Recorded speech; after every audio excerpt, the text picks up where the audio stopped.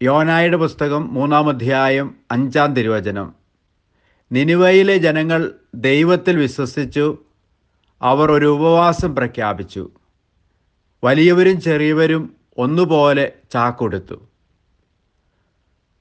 കാരുണ്യവാനായ കർത്താവേ, നിനിവയിലെ ജനങ്ങളെപ്പോലെ പാപബോധത്തോടെ പ്രാർത്ഥിക്കുവാനും ഉപവസിക്കുവാനും ഞങ്ങളുടെ വിശ്വാസത്തെ വർദ്ധിപ്പിക്കണമേ.